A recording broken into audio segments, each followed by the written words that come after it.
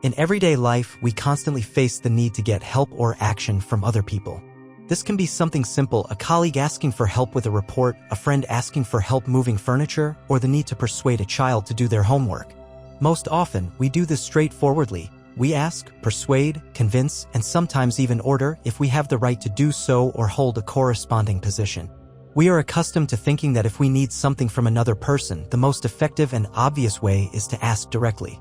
Whether it's a request for help with moving from an old apartment to a new one, for completing a complex task at work before a deadline, or for some personal favor like cat-sitting during a vacation, our brain first formulates a direct request, expecting a direct answer, yes or no. This approach seems the most logical and effective. Directness leads to clarity and, ideally, to a quick result. But what if this approach is not always the most effective? What if it often leads to resistance, awkward refusals, or performing the task without much enthusiasm under duress? Remember how many times you yourself agreed to help someone but did so reluctantly because it was inconvenient to refuse rather than out of genuine desire? Or how often your direct requests were met with polite but firm no's or excuses because people don't want to feel obligated or pressured? And this is where an interesting question arises. What if there's a way to get someone to do what you want without a single direct request so that they themselves want to do it and feel that it's their own initiative? Imagine a world where people enthusiastically take on tasks that you need done, yet feel autonomous and motivated. This sounds almost like magic, getting what you want without resorting to persuasion, pressure, tricks, or manipulation, but simply by creating conditions under which a person voluntarily takes on a commitment. They don't feel used or forced. On the contrary, they feel involved, capable, and even proud of their decision. Let's look at what this might look like in real life using simple Western examples. Example 1, household chores. ***, a classic situation in an American family. A parent wants their child, e.g. a 10-year-old teenager, to clean their room. A direct request or command, "Son, go clean your room right now," often meets resistance, grumbling, or sluggish, poor quality execution. The child feels forced, and their brain immediately looks for ways to resist or minimize effort. Now imagine a different approach. The parent approaches and says, "Listen, we're planning to watch your favorite movie / play a new game tonight. But for that, we need the house to be clean, especially your room, so we can relax and enjoy ourselves. What do you think is best to do first, gather all the scattered things or start vacuuming?" The parent doesn't directly ask for the room to be cleaned. They connect the desired action, cleaning, with the child's own motivation, watching a movie / playing a game, and give them a choice in how to perform it. The child feels that they are making the decision themselves, that their opinion is being asked about the order of operations. They voluntarily take on the commitment because it leads to their own goal and they chose the first step themselves. This is not a trick or manipulation, but a deep understanding of how children's and indeed adults' minds work. They feel in control of the situation. Example 2, community volunteering. ***, suppose you want someone to volunteer for the annual church bake sale in a small Iowa town. A direct request, "John, could you please help us set up tables for the bake sale next Saturday?" might be met with hesitation or excuses. Instead, you could approach John and say, "We're putting together a team for our annual church bake sale. It's such an important event for our community. It helps raise funds for charity. We really want this event to be truly memorable and successful for everyone. We're looking for people who are willing to contribute, who value initiative, and are ready to help us do something truly meaningful. Would you consider being a part of this important mission and helping us with table coordination? Your organizational skills would be invaluable." The second phrasing emphasizes voluntariness. Willing to contribute. Would you consider being? Significance, important event, memorable, meaningful, and John's unique abilities, your organizational skills would be invaluable. John feels that he is being chosen for an important mission, that he is valued, and that he is choosing to help rather than being asked in an ultimatum-like manner. He voluntarily takes on the commitment because it aligns with his own values, helping the community, participating in a meaningful event, and his sense of competence. Example 3, initiative at work.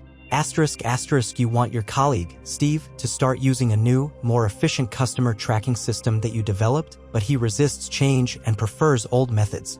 A direct command or request from you, if you're not his boss, will be met with hostility. "Steve, you have to start using the new system. Instead, you could approach Steve and say, "Steve, I know you really value efficiency at work and it's important to you that everything is as convenient as possible. I've been experimenting with this new customer tracking system and it seems to save up to an hour of work per day. I'm not entirely sure yet if we should switch to it completely, but I'd be interested in getting your opinion. Maybe you could try working in it for half an hour tomorrow and then we can discuss what you think? Your perspective as an experienced specialist would be very valuable to me." You are not asking Steve to fully switch to the new system. You are not giving orders. You are appealing to his values, efficiency, convenience, acknowledging his experienced specialist, and inviting him to his own experiment and his own opinion. Steve feels that it's his choice, that he's helping you, not obeying. He voluntarily takes on a small commitment, trying it for half an hour, which in the future might lead to full adoption of the system if he himself sees its benefits. All these examples show that this is not a trick or manipulation in a negative sense. It's a deep understanding of how human thinking works and what motivates people. A person, by nature, strives for autonomy, for a sense of control over their life and their decisions. When we ask directly, we often take away that sense of autonomy.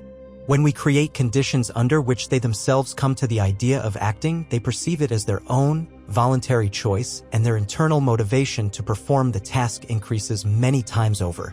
This is not about deceiving someone, but about helping them see the value of an action that aligns with both your interests and theirs and that they themselves want to do it. In the first part, we explored how our direct requests often encounter reluctance or passive agreement and began to investigate the idea that people are much more willing to act when they feel it's their own decision. Now, we will delve into the essence of this secret, the principle of voluntary commitment. This is not manipulation in a negative sense, not a way to deceive or coerce someone. On the contrary, it is a skillful use of a person's natural psychological tendencies towards consistency and autonomy, two of the most powerful driving forces of human behavior. Firstly, people are much more willing to follow decisions that they perceive as their own. This principle is rooted in our deep need for autonomy and a sense of control over our lives. No one likes to feel like a pawn being moved on a chessboard or a tool in someone else's hands. We all want to be the captains of our own ship, to make our own decisions and to act according to our own beliefs. If you give a person the feeling that an idea or task originates from them rather than from you, their internal motivation to carry it out increases manifold. Imagine you are a project manager at a tech company in Seattle and you need your team to master a new, complex technology that seems unnecessary to them. Instead of simply ordering, "Everyone learn the new framework by the end of the month," which might cause resistance and grumbling, you can take a different approach. At a team meeting, you say, "We've run into a scalability issue with our product and I see a few potential solutions. One of them is using a new framework X, which, according to preliminary data, could significantly speed up the process. What do you as a team think about this? What ideas do you have for solving the problem?" Perhaps one of you would be willing to take the initiative and explore the potential of this framework so we can make an informed decision. In this phrasing, you are not giving a direct order. You are raising a problem, offering one option, not the only one, and most importantly, inviting the team to their own exploration and own solution. You are appealing to their professionalism and autonomy. Team members who feel involved in the decision-making process and are given the opportunity to show initiative will be much more enthusiastic about learning the new technology than if it were a direct command. They will learn not because they were forced, but because they chose to and it became their own initiative. Secondly, once a person makes even a small commitment, publicly or to themselves, they experience powerful internal and external pressure to remain consistent with that commitment. This principle of consistency is one of the driving forces of human behavior. We do not want to appear inconsistent, unreliable, or deceitful either in our own eyes or in the eyes of others. Consistency gives us a sense of reliability and stability. Let's return to the moving example. Instead of saying to a friend, "Please help me move on Saturday," which might sound like a demand, you can create a situation where they offer their help themselves. Perhaps you casually, as if in passing, mention the upcoming big cleanup and sorting of things over the weekend, or how difficult it will be to do it alone. Then, as if incidentally, ask for their opinion on some unimportant but related aspect of the move. "Listen, what do you think is better to do first? Sort out the books, or pack the dishes right away? I have so much stuff, and I don't know where to start." The friend, feeling involved in your problems, sensing the slight pressure of silence if you pause after the question, and being inclined to be helpful, might say themselves, "You know what? That sounds like a huge amount of work. I'll come over on Saturday and help you with all of it. It'll take less time with two of us. Notice you didn't ask for help directly. You created space for their voluntary offer, activating their own desire to be helpful and consistent with their character. They voluntarily took on the commitment, and now their internal consistency compass will nudge them to fulfill that promise. Let's consider another example from community life in a small American town. If you want someone to volunteer for the annual town park cleanup instead of a direct request, "Mary, could you please help with the park cleanup next Saturday?" which might be perceived as another chore, you can take a more subtle approach. You can approach her and say, "Mary, we're looking for people who are truly willing to help make our town park a truly beautiful and pleasant place for all residents. We really value initiative and are looking for those who are ready to contribute to our community. Would you consider joining us next Saturday and helping with the cleanup? Your help would be invaluable in creating a truly clean and cozy space for everyone." The second phrasing emphasizes voluntariness, willing to contribute. Would you consider joining? The significance of the action, important event, beautiful and pleasant place, invaluable in creating a truly clean and cozy space, and recognition of her potential contribution, your help would be invaluable. Mary feels that she is being chosen for an important mission, that she is valued, and that she chooses to help, rather than being asked in an ultimatum-like manner. It's not just a request. It's an invitation to participate in something meaningful.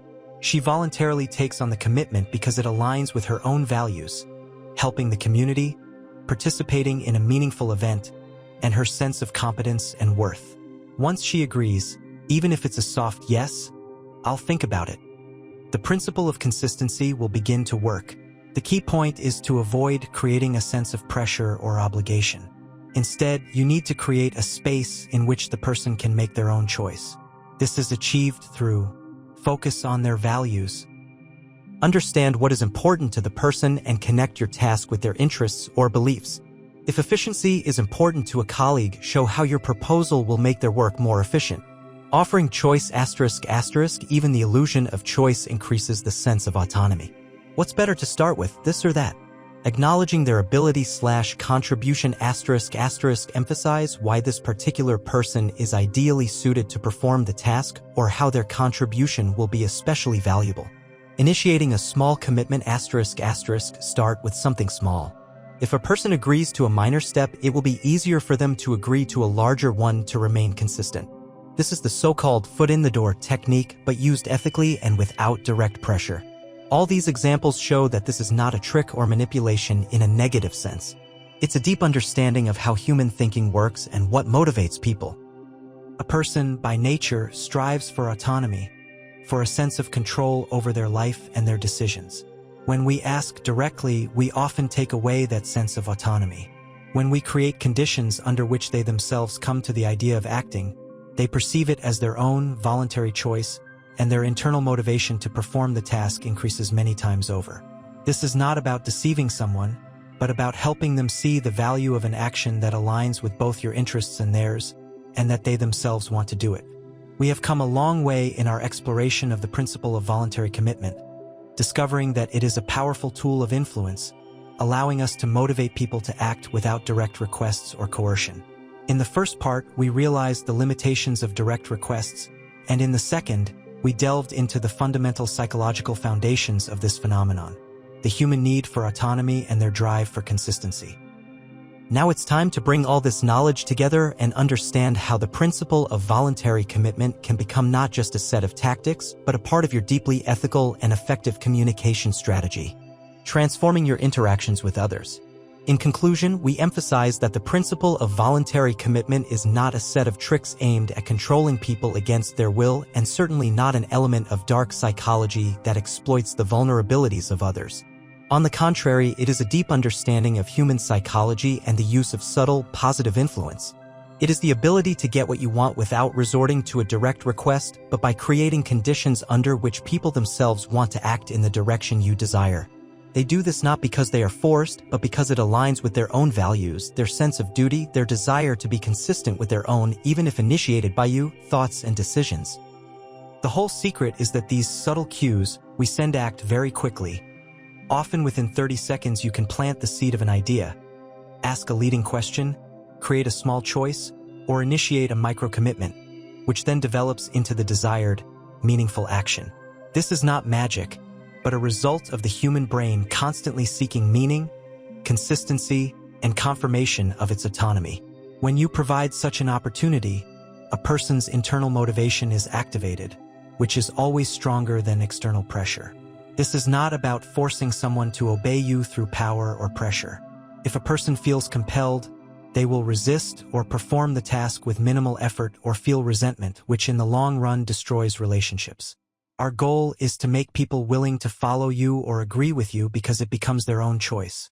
You are not pushing them, but creating a space in which they themselves take a step forward. True control here is not manifested in direct instructions, not in an authoritarian tone or harsh demands.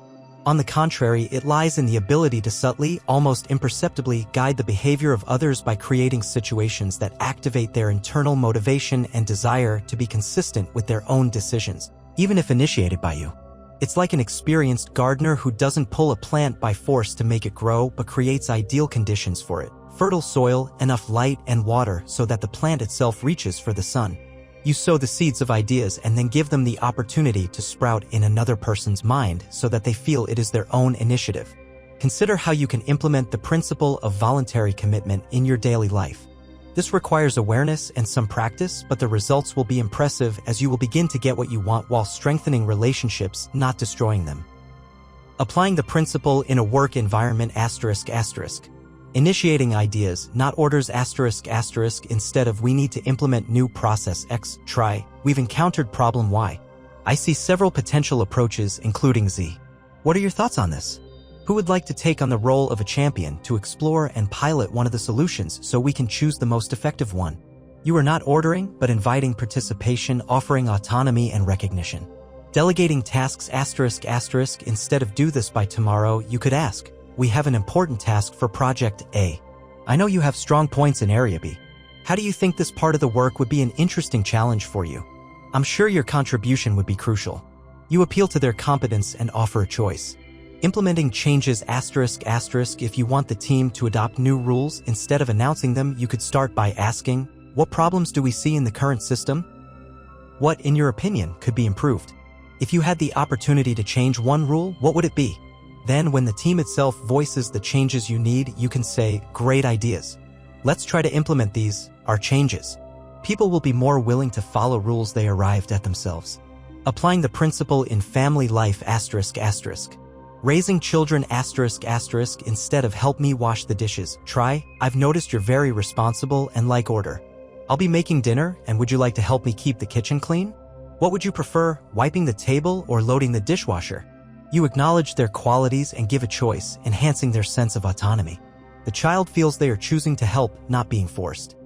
Planning leisure time ***, instead of let's go to the movies, you could say, I really want to spend time together this weekend. I have 2 ideas, go to an exhibition or watch that new movie we talked about. What do you think? Or maybe you have a brilliant idea of your own for how we can spend the day. By offering choices, you not only get what you want but also strengthen the bond by demonstrating respect for their opinion. Partner involvement in chores ***, if you need your partner's help with household chores such as grocery shopping, instead of asking please buy groceries, try, I'm making a grocery list so we have enough for the week. I have ideas of what we need, but your opinion would be very helpful. Maybe you could look at the list and add anything you think we'll definitely need? And if you could then stop by the store, that would be a lifesaver. You involve them in the planning process and then offer the opportunity to take initiative.